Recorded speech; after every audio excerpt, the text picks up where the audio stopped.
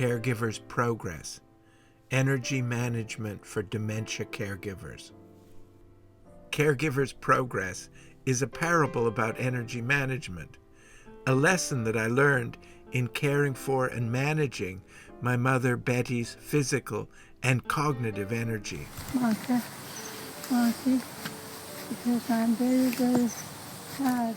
That clearly means we've overdone it. However, there were many times when Mum was bursting with energy. You're doing a little jig? Yeah. Before your blood transfusion? Yeah. Well, it would seem to indicate that you don't really need a blood transfusion. Betty had Alzheimer's dementia, which drained her brain of cognitive energy, and cancer that drained her body of physical energy. Both resources were like damaged batteries that can easily be drained and need to be frequently recharged. We lived a lifestyle that conserved those energies, not just to keep alive, but for those activities that make life meaningful and worth living. You've made it, Betty Olive Jenkins, all the way back? All the way back, I made it.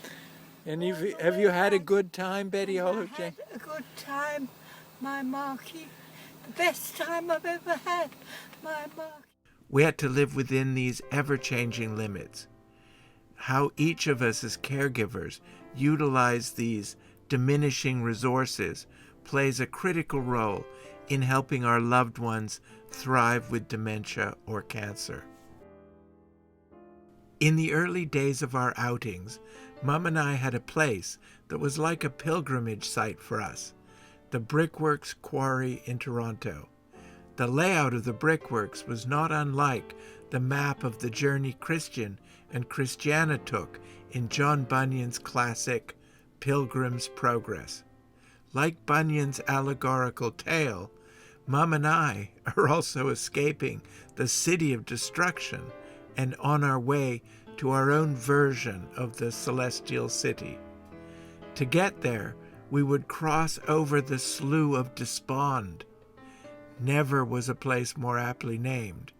And on our way to the Delectable Mountains, how could there be a better spot for our picnic? You don't want to go for a walk, do you? No. No. But do you want a picnic? Yes. Especially as a busy caregiver, it's easy to get caught up in life as a succession of separate moments. But through the dimension of time, our lives express movement. Moments form a pattern, a setting out, a leave-taking, encountering and overcoming obstacles, learning lessons, and heading ever closer to our destination, or accompanying another to theirs. Pilgrim's Progress is a long-standing metaphor for the inner journey. As we walk those same paths, we notice that our inner experience is written into the outer landscape. We cannot stand still in a place of destruction. We must set out on a journey. It's no way to live simply mitigating loss. As we travel into the landscape of loss and cognitive decline together and focus on the caregiving relationship, we can avoid much of the hell of dementia and create a garden-like paradise right at the edge of hell. 2 bumblebees. They're going to sting me, Mark. No, they're not. They're not? Don't touch them, though. Don't stroke them. Don't stroke them. Bumblebee, where are you going? Only the baby bumblebee. He's the baby. He's the baby, Mark. He's the baby. What helped Mum and I walk through a garden-like paradise much of the time was learning to manage Mum's available physical and cognitive energy. Both had clear limits and were diminishing over time. If I stayed within those limits and managed her energy well, trust developed and no's became yeses. This was key in preventing frustration and lowering stress. Let me give you a couple of examples. Physical energy, extreme hike at the brickworks. Initially, I thought the more physical activity and walks we went on, the better Mum's health would be. However, I learned there was a clear limit after one of our outings to the brickworks. The brickworks is a beautiful garden of ponds, bridges, wildflowers, and native plants built at the bottom of a stone quarry. While Mum lived at my brother's, it was one of our favorite places to walk. A long, gradual path wound its way up the side of the quarry to the upper rim. I'd taught Mum how climbers on big peaks in the Himalayas climbed. I demonstrated how they took a step and then up to 7 breaths before taking the next step. It took us more than an hour to walk to the rim of the quarry, but we got up there and enjoyed our picnic with a grand view of the city and the ponds below us. Mum was buoyed up by this experience, and the next time we went to the brickworks, she wanted to climb up a tiny goat-like trail at the north end of the quarry. It loomed up before us like the Matterhorn. I had told Mum that she could climb anything with this technique of ascending slowly. She took that literally. Mum insisted on us climbing straight up the narrow scree slope. Halfway up, I was pulling Mum upwards, and all 4 of our shoes were losing traction on the steep, loose gravel. If you could have seen us, it would be considered elder abuse. But Mum was into it, nonetheless, and the feeling when we reached the ridge was ecstatic for Mum, and a great relief for me. I began to notice a pattern. Whenever we went on these big adventures, not surprisingly, Mum would be weary for 3 or 4 days and not want to get out of bed. Eventually, I learned that past a certain point, more physical exercise was not better, and we should pace ourselves and go on outings more often, but stay within her sustainable limits. Only after noticing the limits to Mum's physical energy did I make the connection to her cognitive energy. This made a profound difference in our caregiving journey. For those caring with loved ones with cognitive loss, this is even more important than physical energy. There's a doggy barking. Can you hear it? I'll sit down here, dear boy. Cognitive energy. While I never told Mum anything that was not true, I did not tell her everything. It would have overwhelmed her. I kept a lot of the challenges that I had with my siblings hidden. Finally, I realized that I should not keep it all hidden. She would emotionally pick up or overhear something and stay worried, and I honestly needed wise advice. Mum was now entering the last stages of dementia, and our conversations were playful, imaginative, and childlike most of the time.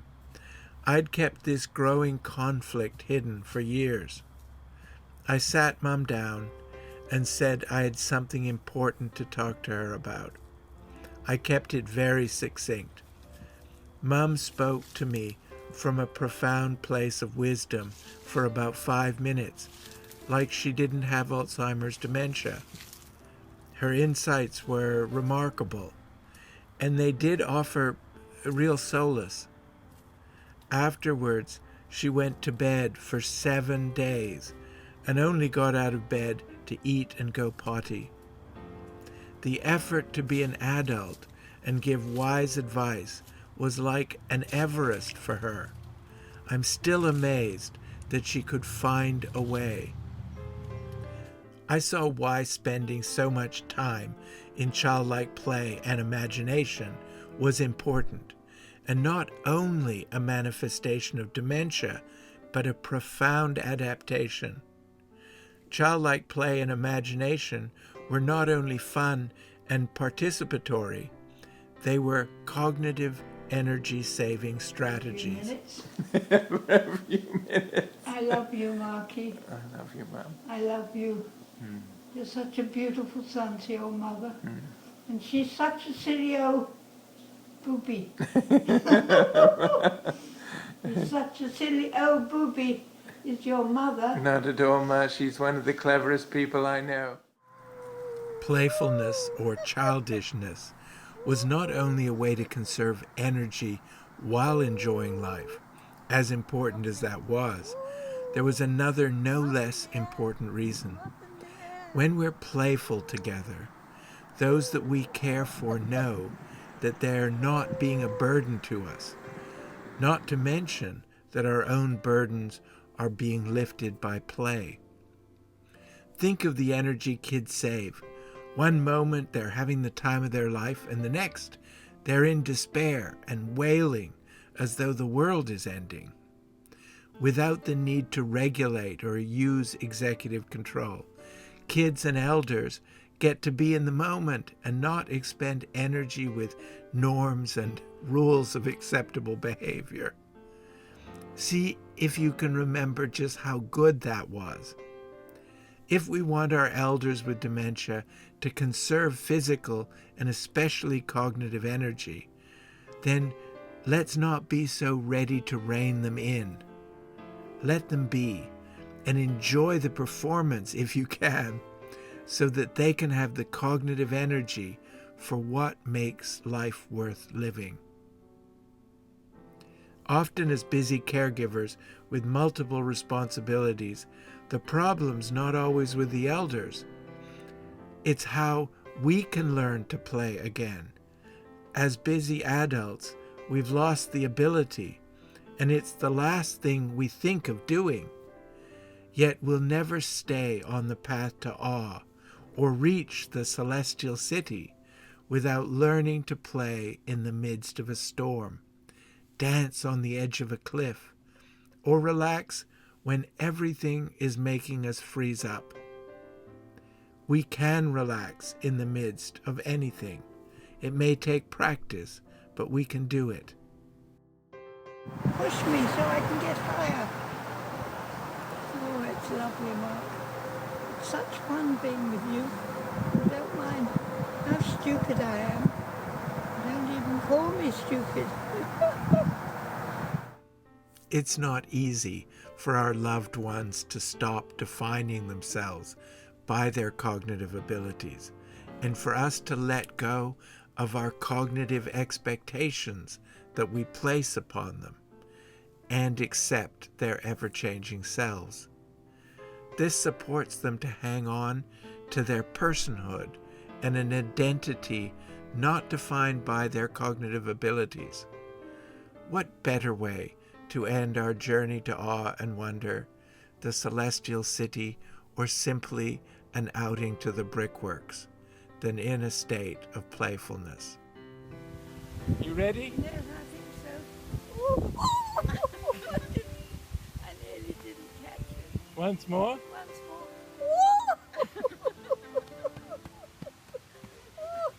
more. What better way is there to lift burdens than create a garden in the midst of hell?